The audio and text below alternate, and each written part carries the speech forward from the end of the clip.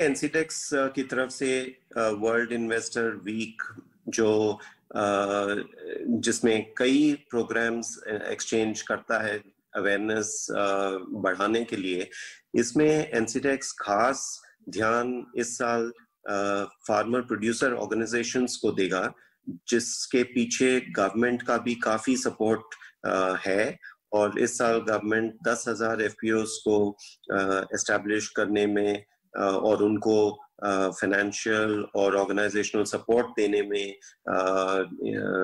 काफी प्रायोरिटी है सरकार का। उस दिशा में हम भी अपना एक्सचेंज की तरफ से awareness building farmer producer organisations का इस फ्यूचर्स और ऑप्शंस मार्केट में बढ़ाना चाहते हैं। और इसका बेनिफिट ये होगा कि फार्मर प्रोड्यूसर ऑर्गेनाइजेशंस जो किसानों के लिए काम कर रहे हैं, उनको हम अपना जब किसानों का बीज बोने का टाइम होता है, उसी टाइम ऑप्शंस के मदद से वो अपना भाव भी तय कर सकते हैं। और ये जो भाव है ये ऑप्शंस, पुट ऑप्शंस के थ्रू लॉक हो सकता है। और इसके लिए जो सेबी की तरफ से हमें सपोर्ट मिला है, वो सपोर्ट हम फार्मर प्रोड्यूसर ऑर्गेनाइजेशंस को दे रहे हैं, ताकि वो एक बार इनको पूरा समझ हो और एक बार इन्होंने पूरा अगर किया हो कि ऑप्शंस, पुट ऑप्शंस खरीदा हुआ हो, अपना मटेरियल एक्सचेंज के वेयर हाउसेस में डिपॉजिट किया हो और फिर बाद में डिलीवरी दिया हो, और उस भाव का जिसका उन्होंने प्रोटेक्शन लिया है वो भाव उनको मिले या उससे अच्छा भाव मिले। तो ये हमारी कोशिश रहेगी इस वर्ल्ड इन्वेस्टर वीक में। और हम चाहते हैं कि हमारे जो पार्टनर्स हैं, चाहे वो बैंक्स हो, चाहे वो मेंबर्स हो और वेयरहाउस सर्विस प्रोवाइडर्स हो, उन सब के साथ मिलके हम ये इसको सक्सेसफुल बनाएंगे। और हमें उम्मीद है कि फार्मर प्रोड्यूसर ऑर्गेनाइजेशंस आगे जाके किसानों को इन टूल्स के मदद से इनका जो इनकम है इसको सुनिश्चित कर सकते हैं। और हम इसलिए इसमें काफी मोटिवेटेड हैं। और हमें उम्मीद है कि जो भी क्रॉप्स किसान उगाते हैं, उसमें जहां जहां हम ऑप्शंस कॉन्ट्रैक्ट्स हमारे हैं, वहां हम फार्मर प्रोड्यूसर ऑर्गेनाइजेशंस की मदद से फार्मर्स को रिस्क मैनेजमेंट और उनका इनकम श्योर करने के लिए काफी कदम उठाएंगे।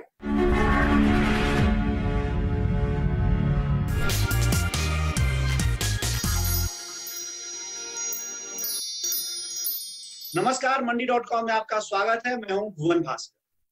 मोदी सरकार ने कृषि क्षेत्र को लेकर जो बड़ी घोषणाएं की हैं, उनका असर किस तरह सामने आएगा, इस बारे में तमाम विशेषज्ञों ने मीडिया में लेख भी लिखे हैं और इंटरव्यू भी दिए हैं। लेकिन जैसा कि अपने देश में अक्सर कहा जाता है कि नीतियों और नियमों के दिल्ली से दूर दराज के गांवों तक पहुंचते पहुंचते काफी कुछ बदल जाता है। तो इसलिए आज मंडी.com में हमने दिल्ली और दूर दराज के गांव की आवाज एक साथ अब तक लाने की कोशिश की है, ताकि हम ये समझ सकें आखिर दिल्ली में की गई मोदी सरकार की घोषणाओं को गांव का किसान कैसे देख रहा है, क्या उम्मीद कर रहा है और उसके मन में क्या शंकाएं हैं। तो चलिए हम आपका परिचय करा देते हैं आज के हमारे मेहमानों से। सबसे पहले हमारे आज के मेहमान जो दिल्ली से जो आप एक आवाज बनकर आपके सामने आए हैं, वो है हिंदू बिजनेस लाइन के senior deputy editor Shishir Sinha.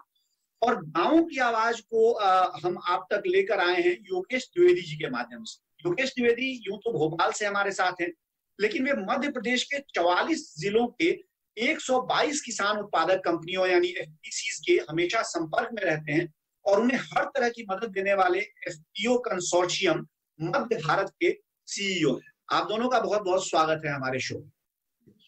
शिशिर जी, आपसे हम इस पूरी चर्चा की शुरुआत करते हैं। और जैसा कि हम लोग अभी मैं प्रोग्राम के इंट्रो में कह रहा था, मैं उसी बात से शुरुआत करूंगा कि दिल्ली में हम लोग बहुत कुछ सुनते हैं कि ये हुआ है। तो अभी जो मोदी सरकार ने जो पिछले 1-1.5 महीने में कुछ बड़े फैसले लिए हैं, जो कृषि क्षेत्र में माना जा रहा है कि अगले आने वाले महीनों और सालों में एक क्रांतिकारी बदलाव ला सकते हैं, वो कौन से फैसले ऐसे हैं और उनको थोड़ा सा हमारे दर्शकों के लिए बहुत संक्षेप में समझाएं। हाँ, देखिए, जब नीति निर्धारण की बात आती है उसमें आमतौर पे दो तरीके होते हैं। एक होता है कि आप ऊपर से कोई नीति तय कर देते हैं और फिर नीचे कह देते हैं कि आप इसको लागू करो। एक तरीका ये होता है कि आप नीचे से राय मशविरा करते हैं और फिर बड़े ऊपरी के स्तर पर आप फैसला करते हैं। जो आप तीन अहम फैसले देखें जो कृषि के से जुड़े हुए आत्मनिर्भर भारत के तहत किए गए, उसमें से क्या था? एक एपीएमसी एक्ट में अमेंडमेंट था, एक आपका जो एसेंशियल कमोडिटीज एक्ट में अमेंडमेंट था, और तीसरा जो कि कॉन्ट्रैक्ट फार्मिंग से जुड़ा हुआ था। इन तीनों में अगर आप एक जो कॉमन मुद्दा है वो ये है कि किसानों को किस तरीके से आजादी मिले अपने उत्पादों को बेचने की, अपने उत्पादों की कीमत तय करने की। हम लोग हमेशा से ये कहते रहे कि किसान एकलौता ऐसा उत्पादक है जिसे अपनी उत्पाद की कीमत तय करने का अधिकार नहीं मिलता है। कोई ना कोई तय कर देता है और उसे वो कीमत मिल जाएगी इस बात की कोई गारंटी नहीं होती है। उम्मीद ये की जानी चाहिए कि ये जो तीन फैसले हैं, चाहे वो एपीएमसी एक्ट में बदलाव हो, चाहे कॉन्ट्रैक्ट फार्मिंग के लिए कायदे कानून की बात हो, या फिर एसेंशियल कमोडिटीज एक्ट में बदलाव हो, इन तीनों का सबसे ज्यादा फायदा अगर किसी को मिलेगा तो वो किसान को मिलेगा। योगेश जी, एपीएमसी एक्ट में बदलाव की सरकार ने बात कही है जिसके बारे में शिशिर ने भी बताया है, और भी कुछ फैसले हैं जिन पर अभी कार्यक्रम में आगे हम लोग बात करेंगे। लेकिन जो ये फैसला है एपीएमसी में जो बदलाव की बात कही गई है, जिससे माना जा रहा है किसानों को एक बड़ी आजादी मिलेगी कि वो अपने हिसाब से चीजों को, अपने उत्पादों को जहां बेहतर भाव मिले वहां बेच सकते हैं, उसको आप कैसे देख रहे हैं? एफपीसीज उससे कितना फायदा उठा सकते हैं और कितनी उम्मीद है इस फैसले को लेकर आप? भुवन जी, पहले तो मैं भारत सरकार को इसका धन्यवाद देना चाहूंगा कि उन्होंने जो ये परिवर्तन किए हैं, ये काफी क्रांतिकारी परिवर्तन है। और इसको जो बेसिकली उन्होंने जो शब्द दिया है कि farmers empowerment and protection act 2020 की जो बात जो सरकार ने जो लाया है, उसमें जैसा कि अभी सीसी जी ने बताया कि ये किसानों को एक चॉइस देता है कि वो उनके उत्पाद को बेचने के लिए उनको स्वतंत्रता प्रदान करता है। और ये भारत सरकार का बहुत ही बड़ा क्रांतिकारी कदम है, क्योंकि इससे हिंदुस्तान का किसान या कोई भी व्यक्ति जो है वो जाकर के कहीं से किसानों से उत्पाद खरीद करके और कहीं भी उसको बेच सकता है। और ये इसकी बहुत बड़ी आवश्यकता थी, क्योंकि एक जो मंडी कानून के अंतर्गत ऐसे बैरियर क्रिएट कर दिए गए हैं राज्यों के द्वारा, ऐसी बाउंड्रियां क्रिएट कर दी गई हैं जिसके कारण लोग जो है किसानों का उत्पाद कोई व्यक्ति खरीद नहीं पाता। और जो एक प्रतिस्पर्धा की बात होती है, कहीं ना कहीं वो उसमें रुकावट होती है, क्योंकि ज्यादातर मंडियों में कुछ गिने चुने व्यापारियों का एक लंबे समय से प्रभुत्व चला आ रहा है, और उसमें वो चाहते नहीं है जो मंडी के जो व्यापारी है कि बाहरी व्यक्ति या वहां पे स्वस्थ प्रतिस्पर्धा जो है वो बढ़े। तो ये जो कानून है ये आजादी देता है कि आप कोई भी व्यक्ति जिसके पास पैन कार्ड है, जिसके पास बेसिकली जो टैक्स अगर उसका पास अगर उसमें रजिस्टर्ड है, तो वो जो है जाके खरीदी कर सकता है। अब रही बात इसको क्रियान्वयन की, क्योंकि राज्य को जैसा कि आपको मालूम है भुवन जी कि ये जो कृषि है वो समवर्ती सूची में आता है और कंकरेंट सब्जेक्ट है, जिसमें केंद्र और राज्य दोनों को कानून बनाने का अधिकार है। लेकिन अभी आश्चर्यजनक रूप से शायद आपको मालूम होगा कि राज्यों ने अभी तक इसके बारे में कुछ भी नहीं बोला है। जब तक कि राज्य का नोटिफिकेशन जारी नहीं होगा तब तक वो कानून जो है अभी राज्यों में लागू, तो राज्यों को भी इसके बारे में जो है सामने आना पड़ेगा। और हमारी जो है अपील है आपके माध्यम से कि राज्यों को इसको जो आगे आकर के और इसको जो है इसको क्रियान्वयन में बिल्कुल केंद्र सरकार की मदद करनी चाहिए।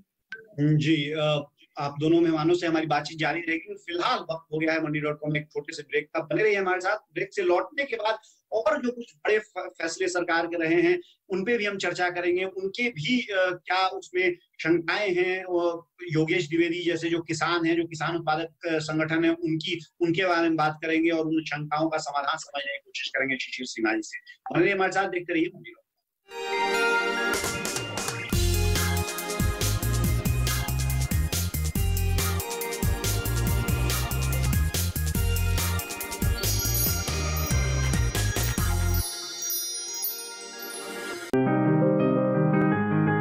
बीमारियों से कैसे बचेगी फसल? मवेशियों की मुश्किलों का क्या है हल? कहां से लाएं बीज, कितनी लगेगी खाद? किसानों के हर फोन का विशेषज्ञ देंगे जवाब। देखिए हेलो किसान लाइव सोमवार से शुक्रवार शाम 6 बजे।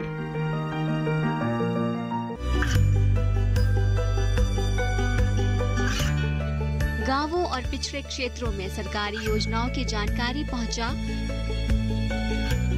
देश में कौशल और क्षमता विकास कर ग्रामीणों को सामाजिक बदलाव और विकास से जोड़ने की दूरदर्शन किसान की पहल चौपाल चर्चा देखें सोमवार से शुक्रवार सुबह 9 बजे।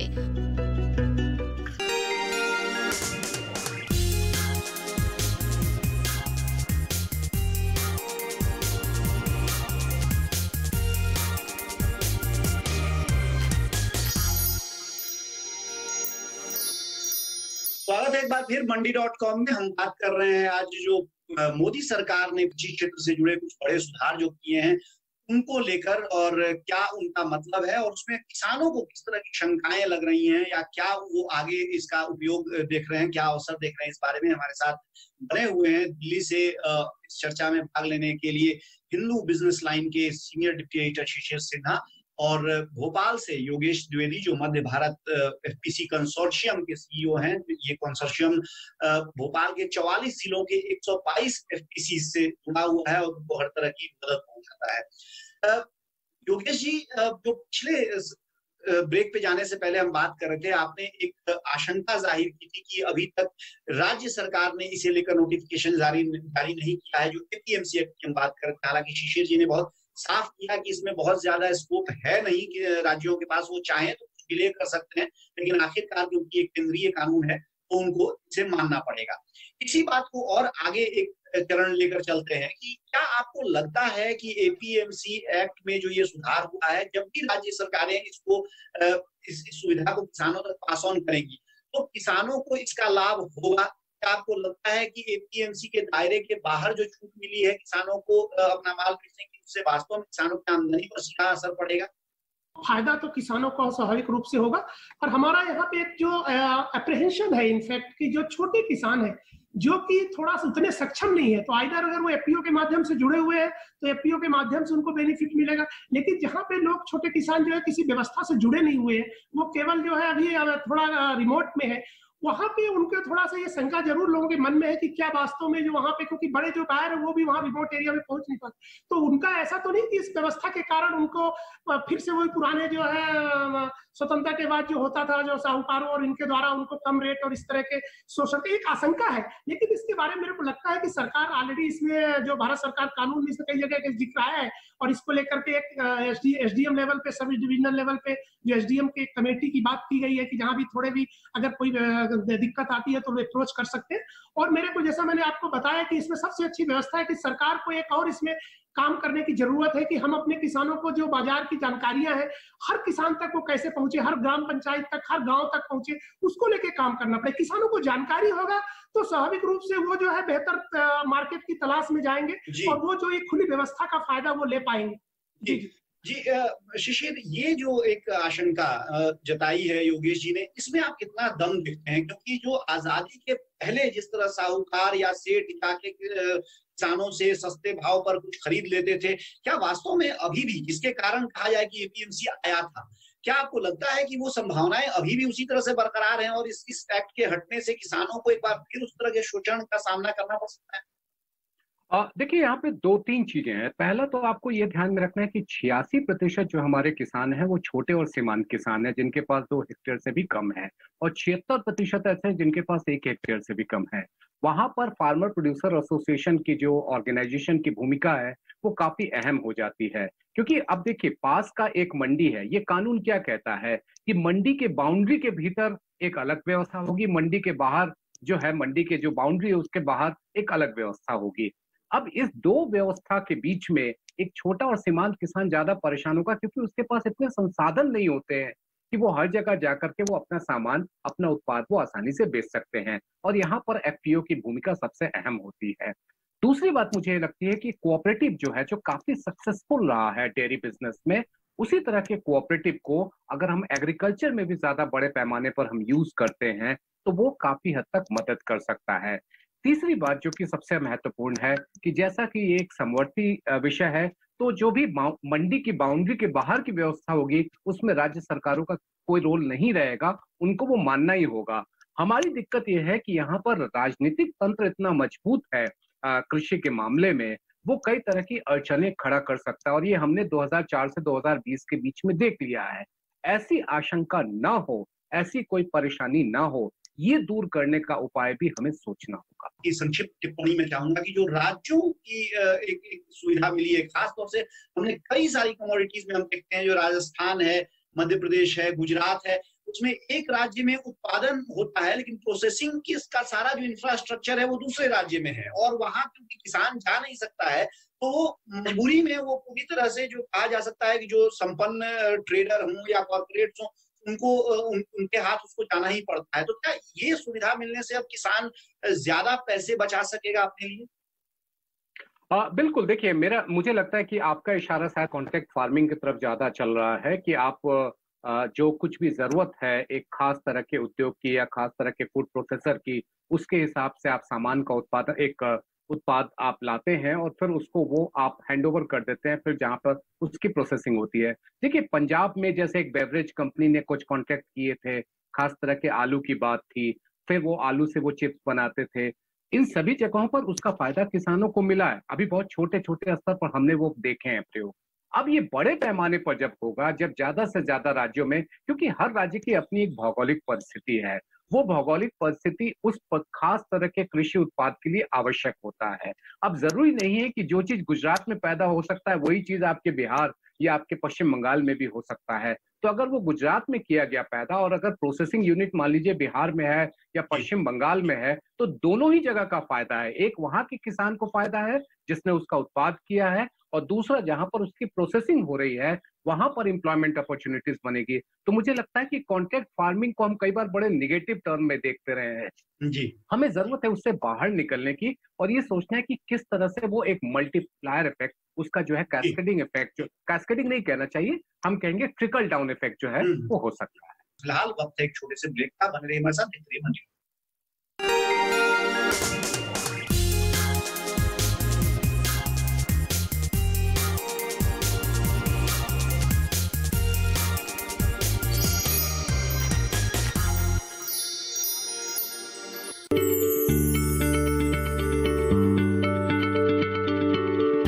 क्या आप किसी बीमारी से परेशान हैं? चाहते हैं डॉक्टर की सलाह? तो हम हैं आपके साथ, बताएंगे आपको जीने की राह। समस्याएं आपकी, समाधान देश के मशहूर विशेषज्ञों के। घर बैठे बात करें देश के जाने माने डॉक्टरों से। हमारे लाइव प्रोग्राम स्वस्थ किसान में हर शनिवार शाम 6 बजे से 7 बजे तक। ये कामयाबी है अन्नदाता की। ये कहानी है खेत और खलिहानों की। कैसे करें अपने पशुओं की देखभाल, जानिए गांव-गांव के किसानों का हाल। देखिए गांव किसान, सोमवार से शुक्रवार दोपहर 12 बजे, सिर्फ डीडी किसान पर।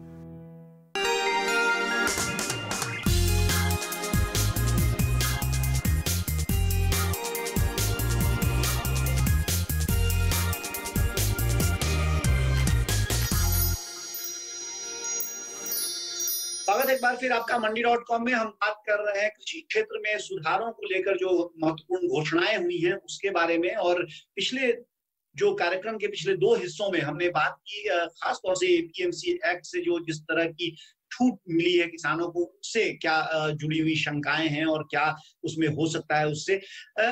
कॉन्ट्रैक्ट फार्मिंग की बात अभी जस्ट ब्रेक पे जाने से पहले शिशिर कर रहे थे और उन्होंने ट्रिकल डाउन इफेक्ट की बात कही इसमें। योगेश, क्या आपको लगता है कि जो कॉन्ट्रैक्ट फार्मिंग से जुड़ी जो घोषणा इसमें आई है सरकार की, और कई एक लंबे समय से, यानी कि कहा जाए कि मोदी 1.0 से ही हम लगातार ये सुन भी रहे थे कि कॉन्ट्रैक्ट फार्मिंग का एक मॉडल लॉ आ रहा है, और अभी जिस तरह की जो घोषणाएं सरकार की ओर से आई हैं, आपको लगता है कि इसका एक बहुत बड़ा बेनिफिशियरी चीज होंगे क्योंकि वो मजबूत हैं और वो बड़े कॉर्पोरेट्स के साथ समझौता कर सकते हैं, उनके पास संगठन है, वो ये तय कर सकते हैं कि हाँ इतने एरिया में हम यही चीज उगाएंगे, इसी क्वालिटी का उगाएंगे, तो इसका एक बड़ा लाभ उनको मिल सकता है?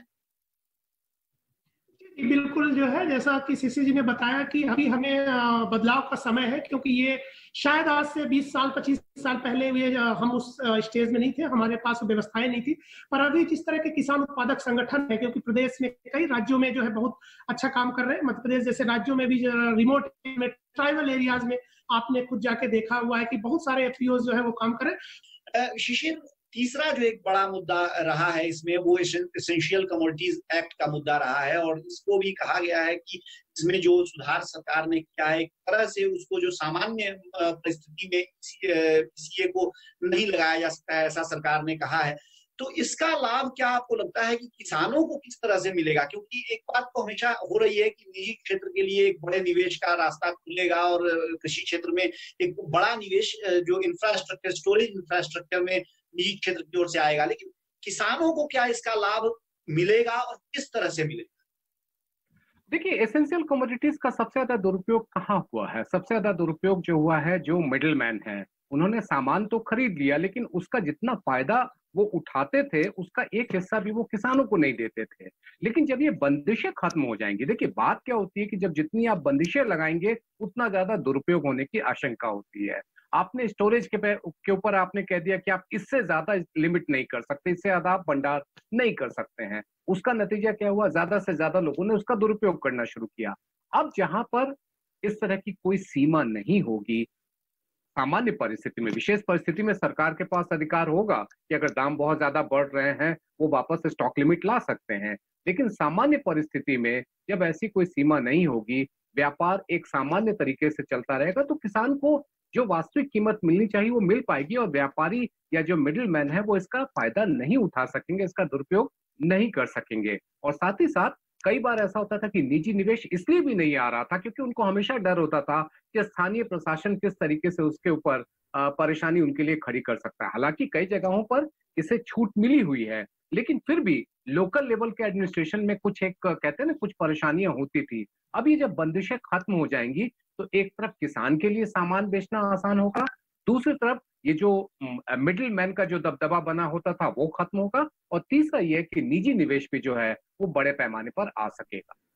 कुल मिलाकर जो हमारे दोनों मेहमानों की राय है, उसमें ये अगर उसको एक संक्षेप में मैं कहूँ, उसको समअप करूँ, तो यानी एपीएमसी एक्ट में बदलाव और जो कॉन्ट्रैक्ट फार्मिंग को लेकर जो नई पॉलिसी की घोषणा आई है सामने, उसका सीधे तौर पे बहुत बड़ा लाभ किसानों को मिलने की पूरी संभावना है, पूरी उम्मीद है। हाँ, ईसीए को लेकर यानी एसेंशियल कमोडिटीज एक्ट में जो बदलाव हुआ है, उससे निश्चित तौर पे योगेश द्विवेदी का मानना है कि एफपीसीज के पास पहले से उस तरह की सहूलियत थी, इसलिए सीधे तौर पे शायद उनको इसका फायदा न हो। लेकिन जिस तरह से निजी क्षेत्र का एक निवेश इसमें आने की संभावना बताई जा रही है, उससे पूरे ग्रामीण अर्थव्यवस्था को, केवल किसानों की आमदनी को नहीं बल्कि पूरी ग्रामीण अर्थव्यवस्था को निश्चित तौर पर रोजगार के माध्यम से, आमदनी के माध्यम से लाभ होना तय है। आप दोनों का बहुत बहुत शुक्रिया हमारे साथ कार्यक्रम में शामिल होने के लिए और अपनी राय हमारे दर्शकों तक पहुंचाने। कृषि क्षेत्र में जुड़े बड़े सुधार हुए हैं, उनका किस तरह का असर देखने को मिल सकता है, और खास तौर से किसानों का क्या व्यू है उसके बारे में किस तरह की शंकाएं हैं, और उनको किस तरह से आगे इसका एक फायदा देखने को मिल सकता है। फिलहाल अब मंडी.com से मुझे दीजिए इजाजत, लेकिन बने रहिए हमारे साथ, देखते रहिए डीडी किसान। आपकी राय हमारे लिए बहुत महत्वपूर्ण है। आप हमारे टोल फ्री नंबर पर कॉल कर सकते हैं और अपनी राय दे सकते हैं। साथ ही आप ईमेल के जरिए भी हमें अपनी राय दे सकते हैं। हमारा ईमेल पता है ncdexmandi@gmail.com।